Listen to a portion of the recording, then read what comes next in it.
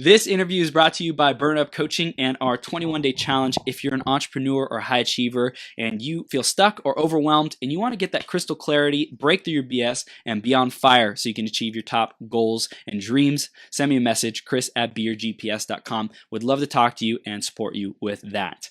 Next up is the iTunes review of the week. And this week, who is the iTunes review of the week this week? I just had a picture of it. Oh my gosh, it is Hannah 1125.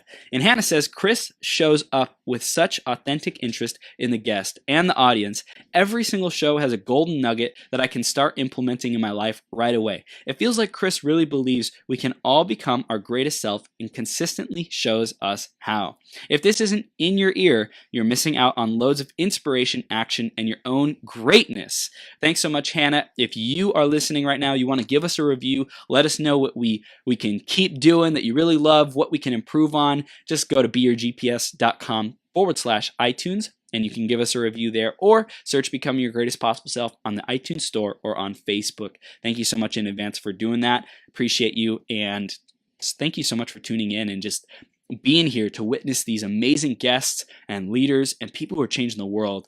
I appreciate you, and we appreciate you. Next is going to be the woman of the hour. Ani is going to bring the heat. And before I introduce her, just know that in an instant, life can absolutely transform. So you want to make sure you have a pen and paper handy. You're ready to take notes. You're ready to take action, because she's going to be sharing the gold with you, the wisdom, and you definitely want to be prepared. And life can transform in an instant, right? So one piece of information in this interview can change your life forever. So make sure you stay all the way through till the end, because Ani is going to be bringing it, okay? So let's introduce her, and then we will bring her on the screen. Ani Anderson, MSOT, LMT, CEMP, SBMC. We need to find out from her what those stand for. That's a lot of names, a lot of acronyms. Is the creator of the Find Your Soul's Agenda process and co-creator of sensation-based mindset coaching. Her goal is to help people navigate life's challenges with grace and gratitude, rather than the toxic emotions that ultimately affect their health, vitality, and quality of life. Ani has many outward successes in her life, from Broadway to business. However, her most treasured success has been becoming a person, wife, and parent she's proud to be, and facilitating that same growth in the lives of the people she has led in her coaching practice. Ani lives in a log cabin in the woods, nestled between the foothills of the Adirondack Mountains and Lake Champlain. She, her husband, and kids can often be found swimming in the lake, skiing, and enjoying the amazing local food, or riding the ferry boat back and forth to school. And we are so blessed to have her here with us today. Ani, you ready to rock this? I am. I want to give you a round of applause for saying I love it. Thank you. I love it. It's so much fun to appreciate ourselves and celebrate ourselves. And Ani, you do that in your coaching, in teaching and empowering these people to find their soul's agenda. And we're going to be diving into that today. It's going to be a lot of fun. And before we go on, I want to thank you for taking the time to come on here and share with our audience how we can be our greatest possible selves and really master ourselves and find that true purpose for us. So thanks so much for being here, Ani. Appreciate you. You're welcome. Super excited. Yes, awesome. So let's dive right in to the theme of the day, which is integrity and your word. So Ani, how does this concept of integrity and your word, how does it show up for you? What's the impact and significance for you in your life?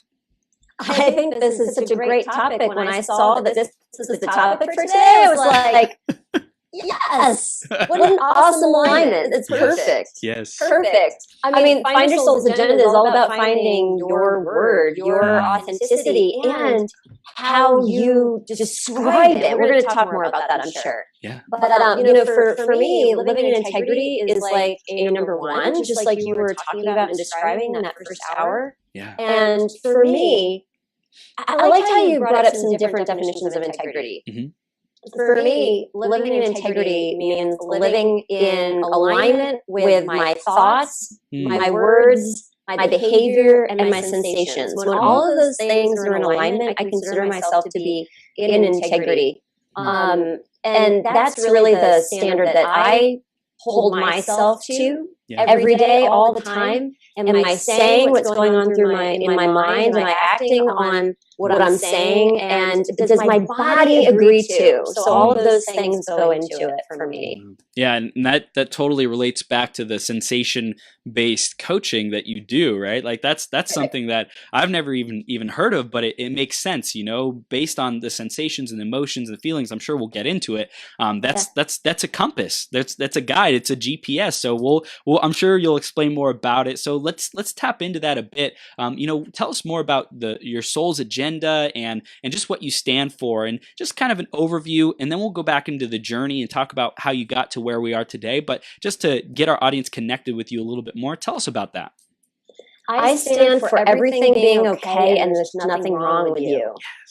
I stand for, whatever it is that you're thinking or feeling is okay. That's so important to me, because my own journey with this stuff really started when I was striving to be positive all the time and attain this positive view of myself that I just couldn't get to. I couldn't get from where I was to that beautiful positive aspect that I wanted to. And what I realized along the way is that I had a tremendous amount of self-judgment. I thought it was other people. It's always outside. It's not us. So it was them. I don't know what the hell was the matter with them. But for me, I love that you love to have fun. This is going to be fun. For me, when I realized that I didn't, whatever it was that I was feeling wasn't wrong. It was information. Yeah. Ooh. That's when everything started to change. Yeah. I love it, Ani. This is gold. So thank you for sharing your stand. So powerful. And then the what your clients come to you for. Tell us a little bit more about where people are at when they come to you, and some kind of like results that you get them, because you really do empower them. You help them. You free them from their challenges, their BS, their belief blocks, all these kinds of things. So just share a little bit more about that too. Yeah, I'm giggling because most of my clients find me because they've tried to work with other people who are very well-meaning, and these clients of mine who I love so much are very heart-centered people. They're just the most loving people in the world, and they can't seem to succeed as fast as they would really like to. Right. Most people hire me because they're stuck on some kind of business thing. They're entrepreneurs, and they're stuck on some kind of business thing. And then, ironically enough, as soon as they start coaching with me, I ask them about their lives, and they tell me about something that's happening in their personal life, in their personal relationships that they're really struggling with. And that's where their heart really is. And so we navigate the congruency between what's going on in their personal life and who they're showing up as a business person, and we bring all those things together. That's usually who hires me. My genius is really helping people to see relationship patterns. As I'm sure we'll talk a little bit more about my own personal story. I have a very unique family dynamic, and so it has allowed me to kind of be my own experiment, and see aspects of how people show up in their behavior in ways that not everybody gets to. So it's lent me to be able to see relationship patterns in a very holistic way, in a universal way, I think. So that's really where my strengths are. So awesome. I love it, Ani. So this is the perfect time to really go back into that journey, because you're focused on congruency. You're focused on empowering people no matter what they're going through. It's okay. Like there's nothing wrong. So you didn't always have this perspective that is liberating, is freeing, is, the judgment and the guilt and the shame and all that stuff. It's free of that. So I'm sure you had to grow through some phases of your life to get to here. So tell us about those critical, junctions. Just a little bit. Tell us about those critical, moments of growth and some of the wisdom that you gained along the path. Yeah, I had to go through being massively humiliated in front of my tiny town. That's what had to happen for me to crack open with this stuff. So a number of years ago, I was working in a holistic wellness center alongside of my colleague at the time and friend. And he and I had very similar businesses. we both had a lot of success, super fun. And the short story is we decided to combine our businesses. And we did that like on a Monday. And on a Tuesday, all of this just like crazy energy started to flow through us. It was awesome. And like, I felt like God had like reached down and like had me by the head or something. It was really phenomenal. And so we were excited. Wow. And people started to notice. And people started to rumor that we were having an affair. So I was married at the time with 2 kids. He was married at the time to his wife with 1 child. And the rumors started to fly. And it really, my marriage, my previous marriage, I got married when I was 21. He was my first love. And I started thinking to myself, maybe I am in love with this man. Maybe that's what this energy is. I don't know. I don't know. And so you're going to love this, Chris. I don't know if I share this with you. The 4 of us started to talk about it. My current husband and my business colleague and his wife sat down and we started to talk about it. Crazy, right? What was that like? The very first conversation. Talk about integrity. It was awesome. Yes. It was so inspiring. It is still one of my best memories. Wow. We were at my house outside sitting around a picnic table. Our kids were playing in the yard and we were talking about what was happening. And I think for me, integrity is one of the things that I most love to feel. Yeah. And the awe-inspiring moment of being able to have this very high level conversation with people in terms of very difficult, unbelievably difficult things that were happening was really quite profound. Wow. And so, did you have a background in personal development at that point? Yes, the letters after my name. Yeah. I'm an occupational therapist. At the time, I was an occupational therapist, massage therapist, energy worker. I'd been doing that stuff for probably about 12 or 15 years. Yeah. At the time that this was happening. So yeah, I had a background in personal development kind of stuff. And did the other people as well? Like, was it all a pretty conscious group of people who could have that conversation? Pretty conscious group of people, if I do say so myself. Yeah. That's awesome. Yeah. Awesome. That's great. Yeah. So you had this conversation, and then what started to shift for you and the 4 of you after that conversation, or because of that conversation? Yeah, well, from my own personal perspective, I started to really realize that, maybe there was something that rearranging my life and relationships, my personal relationships, might have some huge benefit to me to be able to do that. I had never considered that maybe I would leave my primary relationship. When I got married at 21, we said we're never going to get divorced, and that's it. We're just going to work it out. Right. We did work it out. We are not.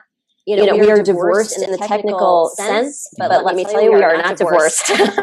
We co-parent, and we still have this very special family, because what happened, Chris, was we actually kind of decided to rearrange our relationships. So my ex-husband is currently partners with my partner's ex-wife. So the 4 of us, it looks like we swapped. All right. We raised our 3 children in 2 houses. In this teeny tiny town that has been watching the whole thing. So what really cracked me open was I was scared to death of being humiliated. I got to meet that fear head on. Yeah. Where did that fear come from? Well, I don't, I know it came from my parents, and so I'm remembering my own parents and my upbringing and their upbringing. My grandmother definitely talked about how important it was to kind of keep things under wraps. Like you don't talk about these things was something that she would have said, right? We need to kind of keep things to ourselves. And so that's how my mom grew up, for sure. I remember my parents growing up were not super comfortable with other people. So I grew up fairly guarded and learning that when we have success, that if it makes other people mad, they're jealous of you, and you should just ignore them and dim yourself so that you don't make people feel bad. Like it was really kind of crazy, but I know that some of that fear of humiliation came from those things, and from the fact that my parents never really lived out loud either. I'm curious, how do you bring this awareness to your kids now, and empowering them to shine their light in the world? What are you proactively doing to make sure that they're empowered and have great belief systems? Yeah, we help them to really share how they're feeling. Mm-hmm. So, because of our unique family situation, I get to see what comes up in our house, and I also get to hear what comes up in their other house with their other parents, and it's the same 3 kids. Yeah. And one of the things that I witnessed in our house is how incredibly willing the kids are to talk about what's really going on with them, and when they do, they're met with acceptance. And we, sensation-based mindset, we'll talk more about that. We talk about, like, how does that feel in your body? Like, tell me where you're experiencing that and how things feel, so that we're really coming from an aspect of not just getting caught up in their story, but to really being able to pay attention in their body to what's going on in the moment. We had the funniest thing happen on New Year's Eve. We had gone away we don't do gifts for Christmas, we go on a trip. And so we went on our trip, and we had so much fun, and we were all on high from that. And we came back home on New Year's Eve, and often as would happen, things kind of go like this in life. So we were just on high, and we got home, we're sitting around, we're having some fondue, and something kind of funky happened, and something kind of funky happened, and the kids were so funny, Chris, because they didn't get wrapped up in whatever story was going on about it. I remember one of the kids going, like, man, it kind of sucks that we're all kind of feeling mopey right now, and it wasn't really attaching to why, and the other kid was like, yeah, like, I don't know what's going on, and then we just kind of sat there for a moment, feeling a little mopey, and then we had a great time again. Like, there didn't have to be this, conflict or weirdness or stories around what was going on. Yeah. Watching them do that was my proof that, like, we're doing something right here. Wow. It was really cool. That's so awesome. I love it. I love it, Ani. That's beautiful to be able to see the results of, the challenges that you overcame and the wisdom that you got, and then like instilling and teaching and sharing that wisdom with your kids, and seeing them demonstrate their awareness and application of those principles. And I want to talk a little bit more about the sensation-based coaching in a second. Before that, we're at the 15-minute mark for our interview. So this is the first GPS game. So go ahead, and if you're out in Facebook land right now, tag 3 people and share this to your profile, and you will get entered into the drawing to win a book. So go ahead and do that right now. Thanks so much for playing, and make sure you register as well. So Ani, let's talk about the sensation-based coaching and where it all started, how you got really involved in it. You're mentioning you're doing massage, you're doing energy work. How did that translate into the coaching with it? Yeah. So I'm a rehabilitation specialist. My husband and partner, Brian, is a rehabilitation specialist. We do all this energy work. We have all these advanced certifications and blah, blah, blah. Anyway, we decided to grow our business beyond the local market. And when we did, we kind of thought everybody knew what we knew and did what we did in terms of understanding that the whole body is the mind, not just this thing between our ears. Right. And so we, entered into the virtual space and are going to do our thing. And we started talking about it and realized not everybody's speaking the same language as us. And so we really had to reverse engineer, I guess you could say. We had to really look very closely at what we were doing, because we get exceptional results with our clients, but we really had to look very closely. What are we doing that's different than what other people are doing? How do we understand mindset in a way that other people aren't talking about?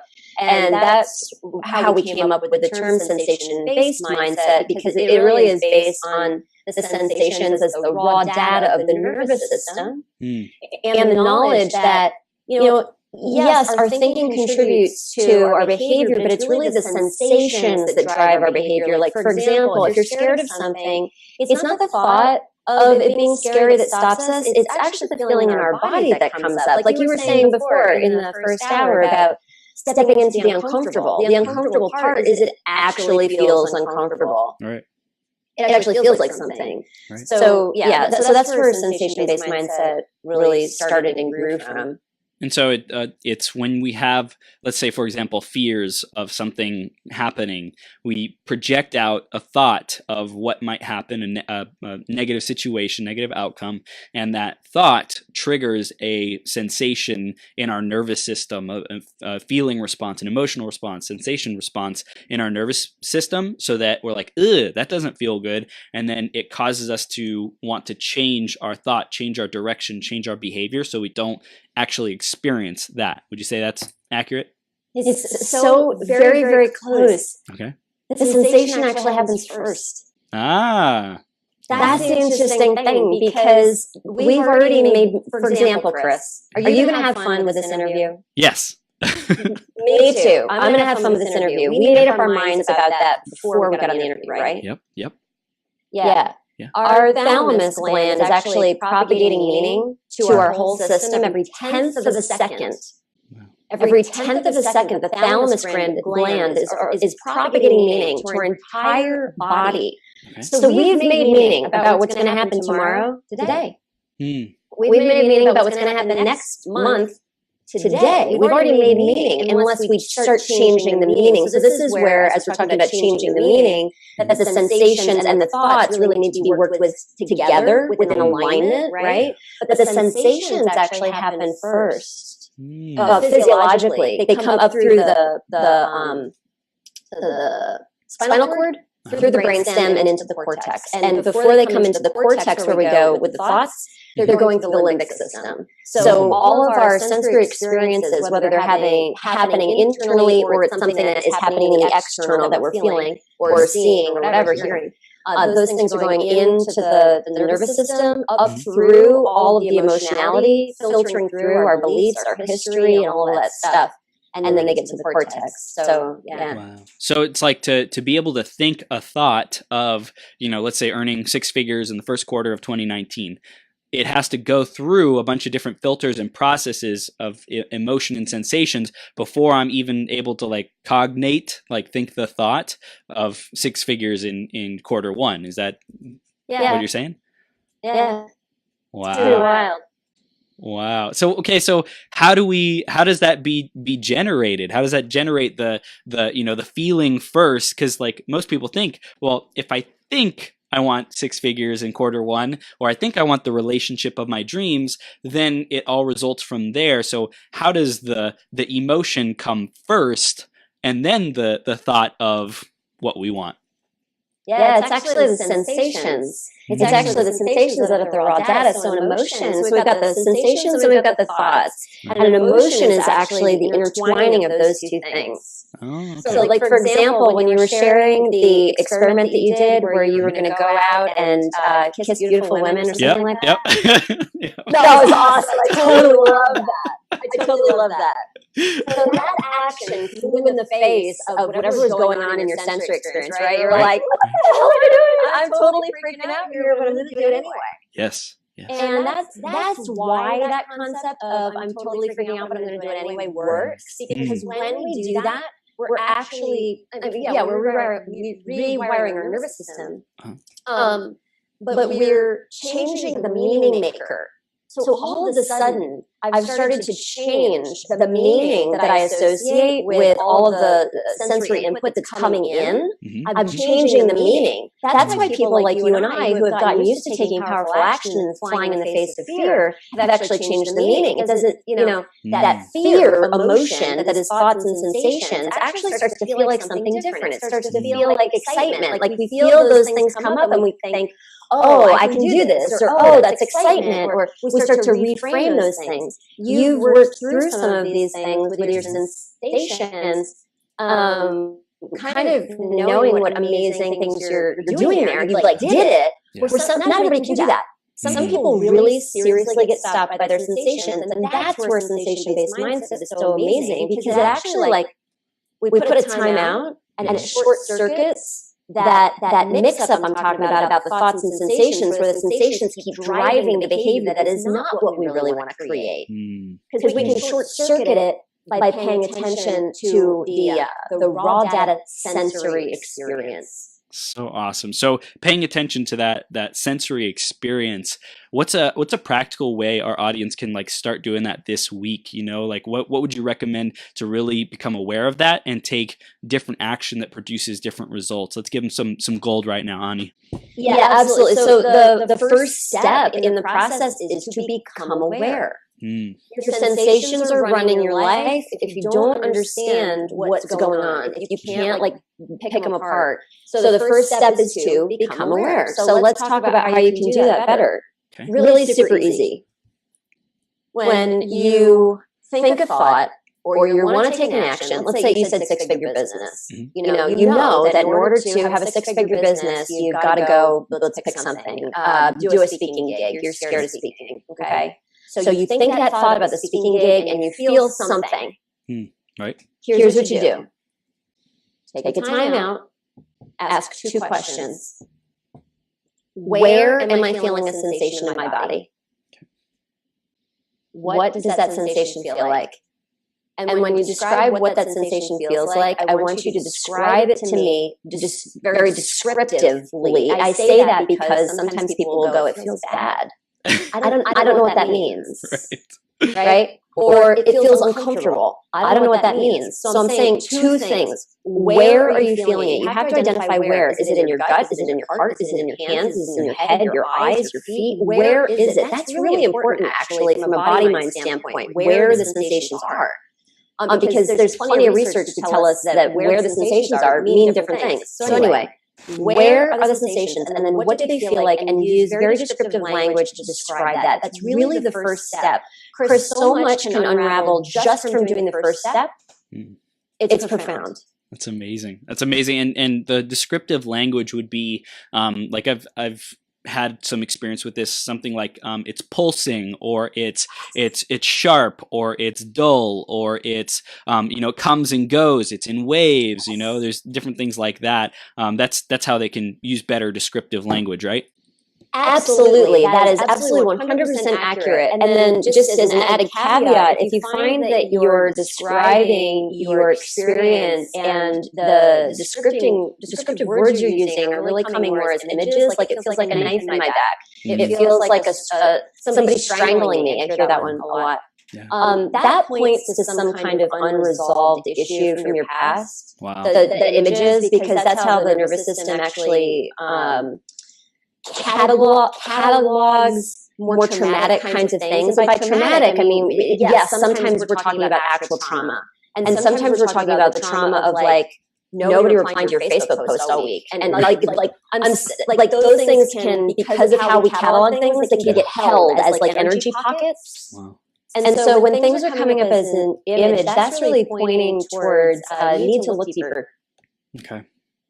So the first step is to become aware by locating it. Where is it? And also what is the sensations? How do we articulate this feeling into something that's more understandable? We're able to see it, feel it, touch it, to be able to work with it. Exactly. That's exactly right, Chris. All of a sudden it's tangible rather than this thing that is in my way that I can't figure out or put any kind of awareness around. Like I can't figure out what to do about it. All of a sudden it's something. Yeah. Awesome. So we get a clear picture on it. Then what's the next step? Yeah, so the next step depends. But there's really a four-step process here. Become aware of is the first step, and we just did that. Okay. So the next step is decoding.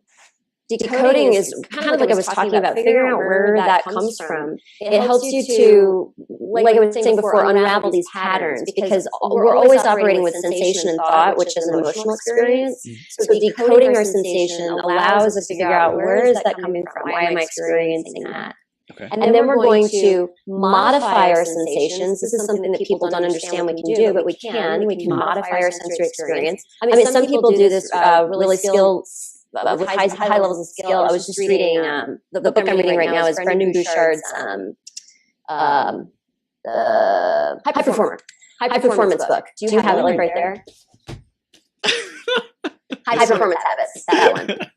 he was talking about how it's a high performance habit to be able to modify. He wasn't talking about it like in the same way that I am, but be able to modify your emotional experience is kind of how he was talking about it. Right. So like modifying your sensory experience is how we talk about it. And then the last step is to reframe. So reframing your whole experience so that it's no longer something that's really got a hold on you. So it's not something that's driving your behavior in the way that you don't want it to be driving your behavior, so that you can drive so that you're driving your car. That's right. So you can drive your behavior and you can drive your car. Take the wheel and steer.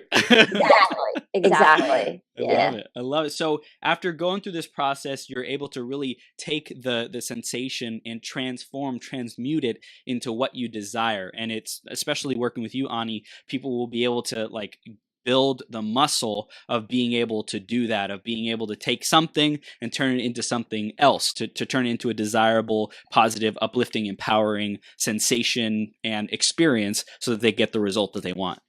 Yeah, you said a really important word, transmute. Yeah. I love that word. Yes. That's a great word because it means that there's something here that I can work with.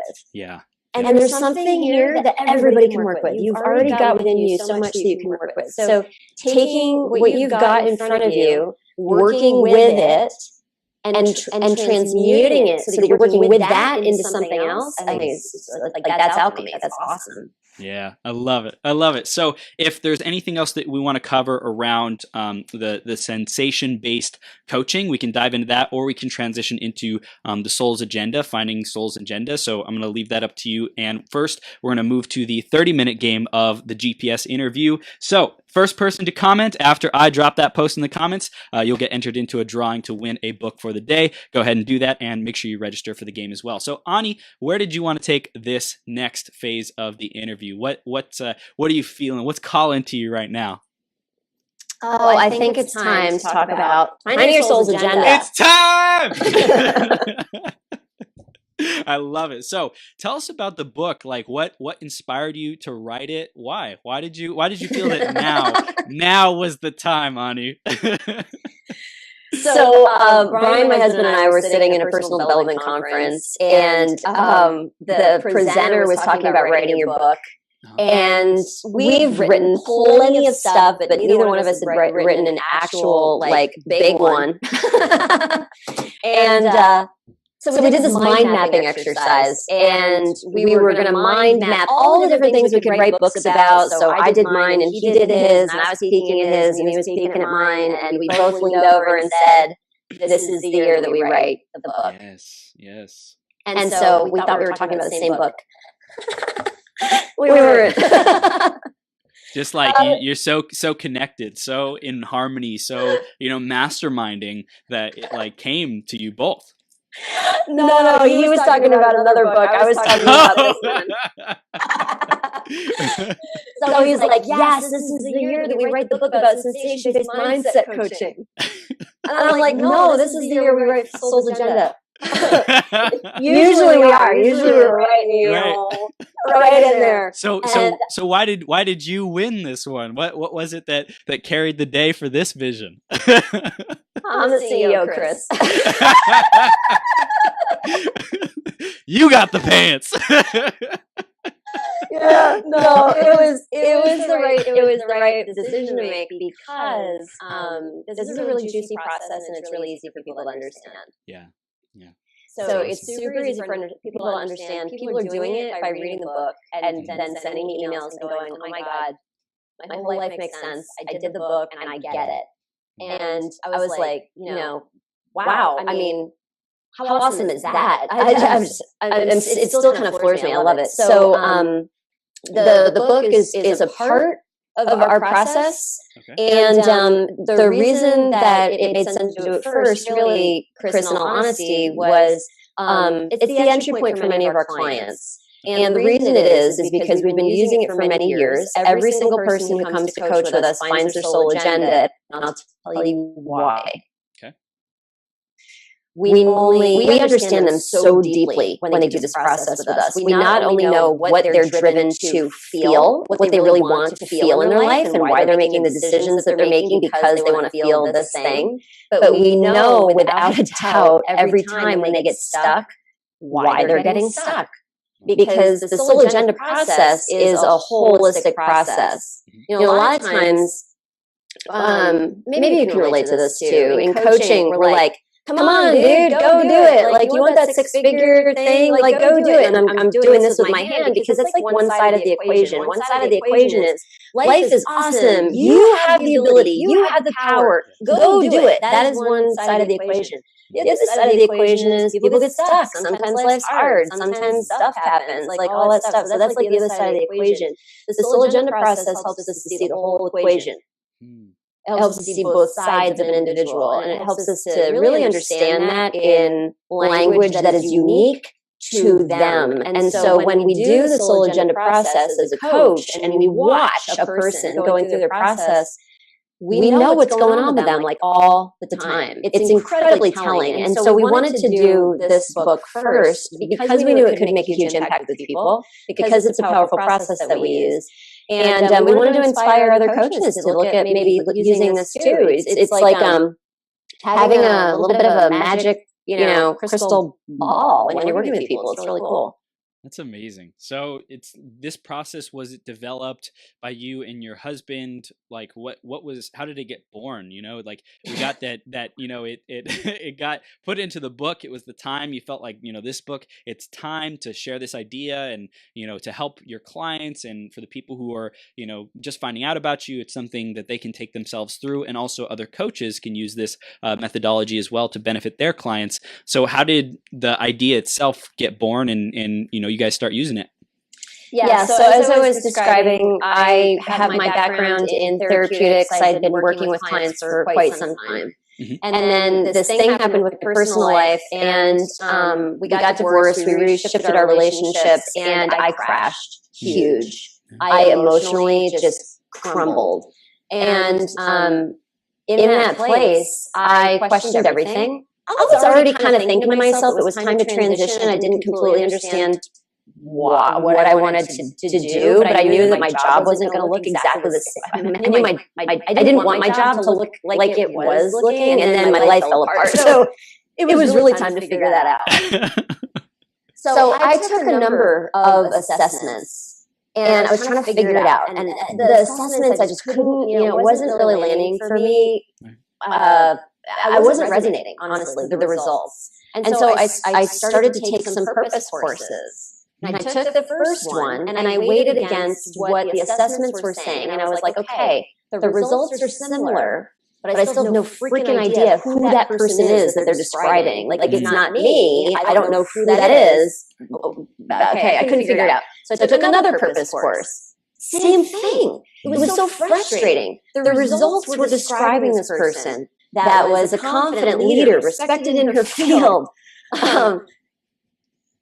Like I couldn't see it. I couldn't see it at all. I'm a smart person. I could not see it. And so I just, I got really, really frustrated, and I just stopped trying to figure it out. And I figured, my life was supposed to suck, and that was that. And one day, I remember where I was sitting in my car, and I was actually going to go get my hair cut. So I'm at my hairdresser's. I'm looking out at some trees and this old basketball court she has in front of her place. Mm-hmm. And it hit me like a ton of bricks. Oh my God. So I have some training in philosophy and Chinese medicine and Eastern cultures, right? So I just I saw the Tai Chi symbol, that yin yang symbol, the white and the black thing, and I was like, that's it. That's it. All of the assessments, all of the purpose courses, the tests, they're all pointing to half of me that I'm just not experiencing very often. I have experienced in the past. I had some tremendous success when I was a teenager. I was a performer. And so I had some of that in my past too, but I wasn't experiencing it now.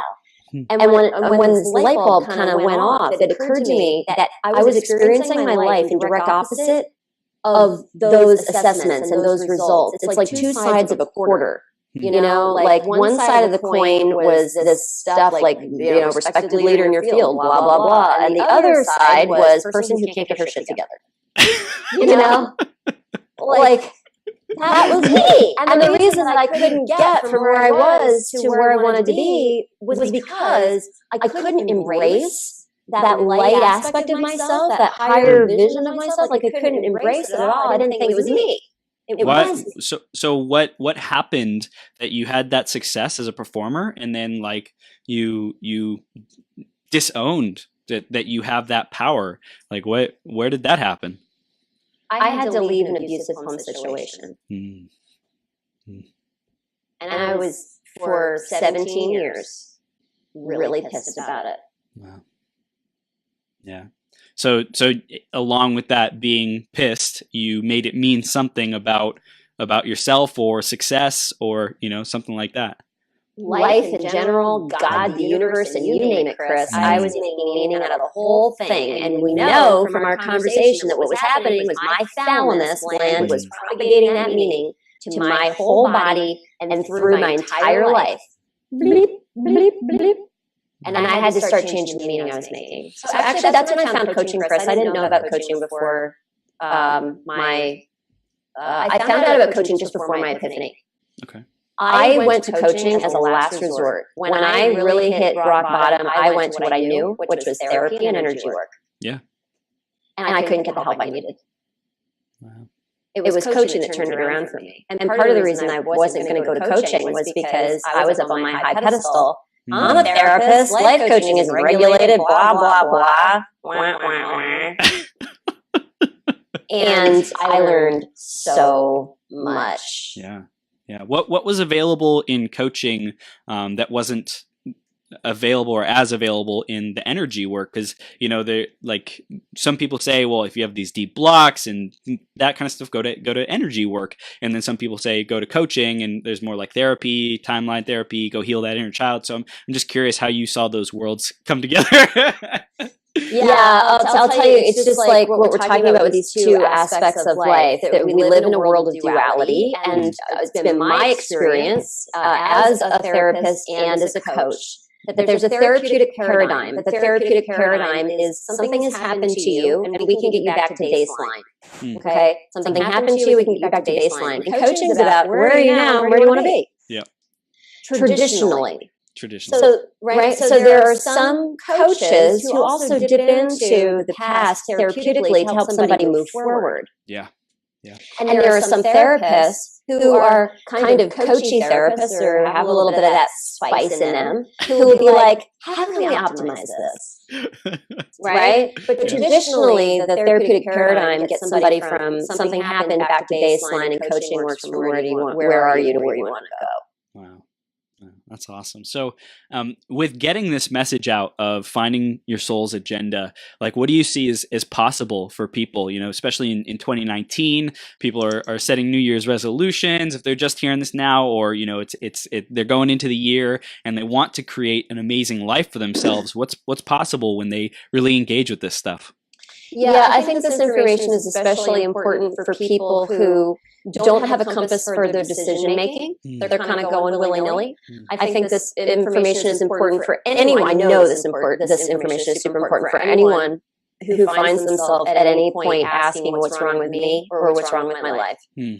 If you have ever asked that question or it comes up to haunt you ever, this is the process for you, because it really sinks in that there is nothing wrong with you, and it helps you to then take those things that you thought were wrong with you or thought were wrong with life and help you use them powerfully, like you were saying, with really harnessing your power. Yeah.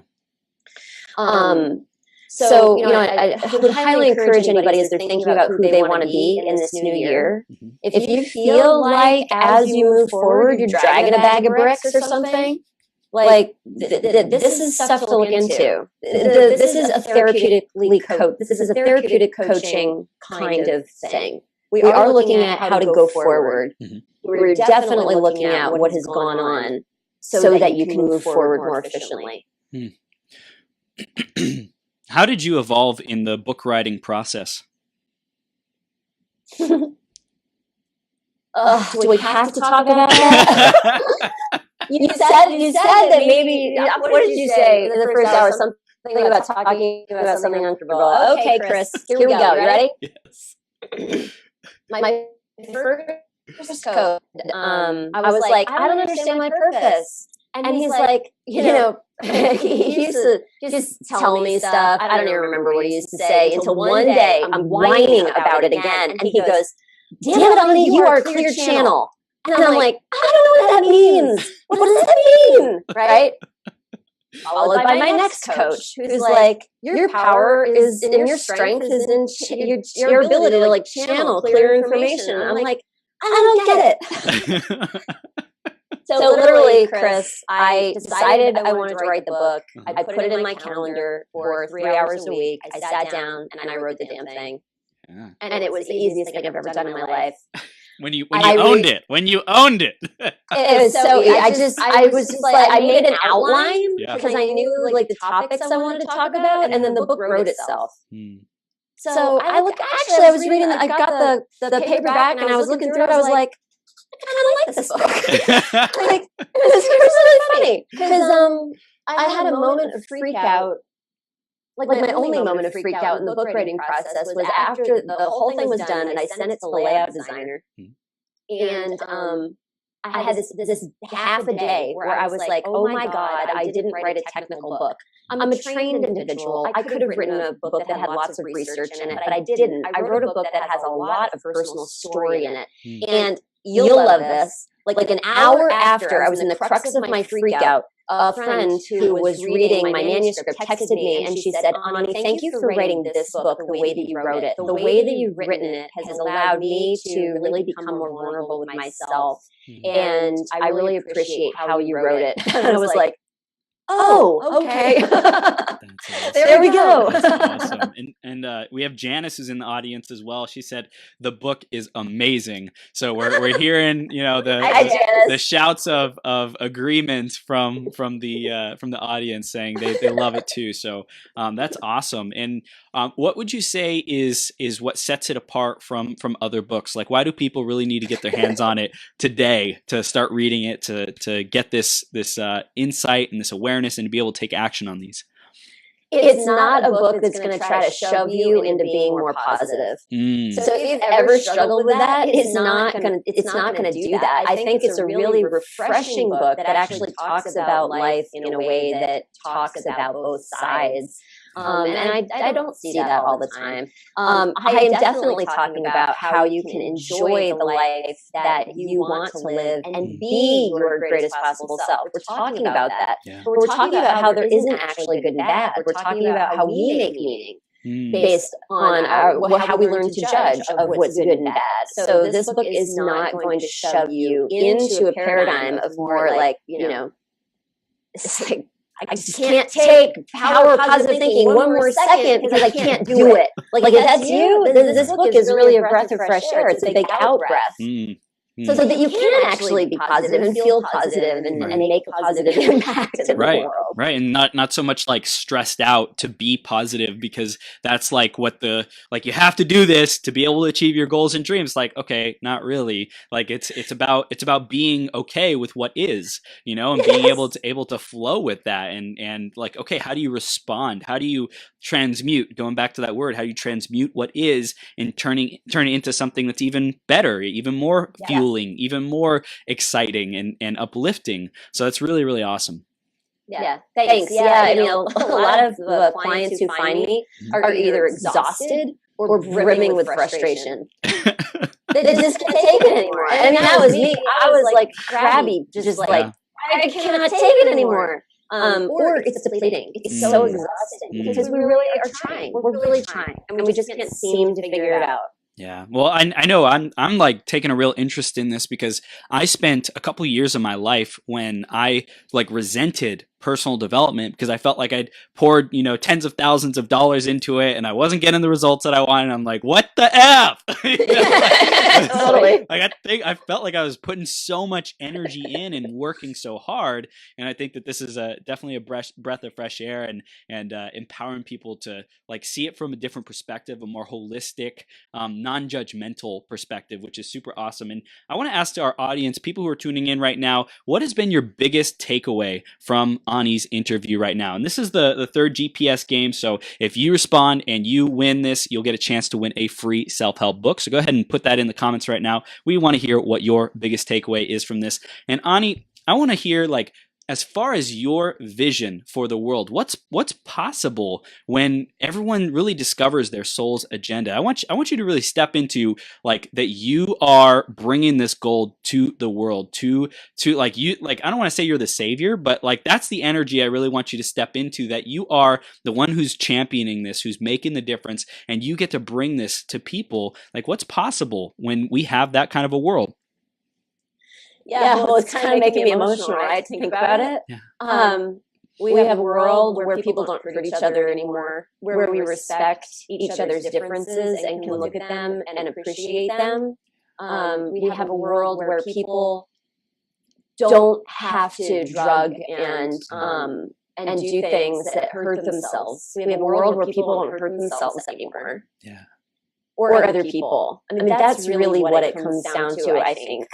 There's so much self-sabotage, isn't self-violence. Yeah. I want to go that far. There's so much self-violence that happens. And if it doesn't come out really overtly, it ekes out into our lives. And it doesn't have to be like that. Wow. Yeah. It's beautiful. Own it. Own that that's who you are, Ani. That's what you're bringing to the world. It's so powerful. I'm so grateful to be a part of that vision and co-creating that. It's absolutely inspiring. So in terms of the final things that you want our audience to really get from this interview, what do you want them to receive, own, and take action on? Yeah, I think that the one thing, the thought to leave with is there's nothing wrong with you. There's absolutely nothing wrong with you. Everything that has happened is in perfect orchestration for you. Everything you've experienced is in perfect orchestration for you to become the person you really want to be. That person that you dream about, that you think sometimes you would love to be, that you maybe even haven't told anybody else, but is in your mind, is the vision of you in your greatness. That is who you're supposed to be. It wouldn't be there for you, that vision, if it wasn't achievable. It is, but the question is, what are you willing to do to achieve it? And that doesn't necessarily mean, yes, you're going to have to do some things like go kiss the pretty girls in the street, right, Chris? But it also means things like forgiving, and it means things like letting go, and it means things like having difficult conversations and humbling yourself and going through difficult experiences. Like it means that too. And the things that you're going to be asked to do in fruition of that desire of who you really want to be, God, they are so worth it. They are so worth it.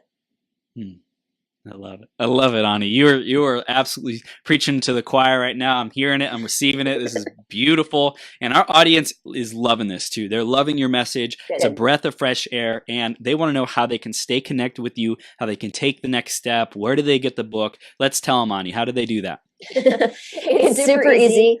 FindYourSoulAgenda.com is where the book lives in all of its different incarnations. We have a workbook. You can get a hold of me. All of that stuff can be found at www.findyoursoulsagenda.com. Awesome. And you have a group as well, Facebook group that people can join.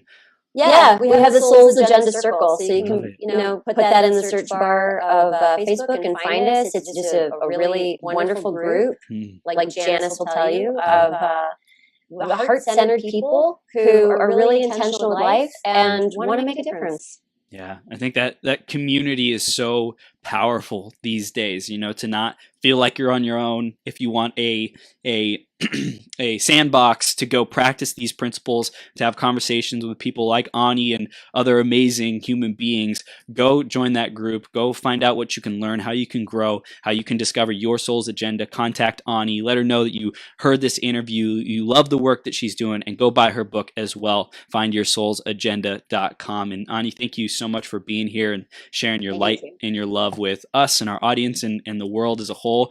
I love how connected you are to your vision of what's possible, because it's that emotional connection that really has you, you know, attract it and create it and be the person who creates that reality. And I think that's super important. Not many people, like when I ask a question like that, really allow themselves to go there. Like what meaning that would be to live that, to live that vision into existence. So Ani, I acknowledge you as someone who's really creating that and very connected with it. Thank you, Chris. I'm taking that to heart. I appreciate it so much. Thank you. And thank you for having me here. You're welcome. Thank you so much for being here. Have the best day ever. Keep shining your light, superstar. Thanks, Chris. Bye-bye. All right. See you soon. Bye-bye.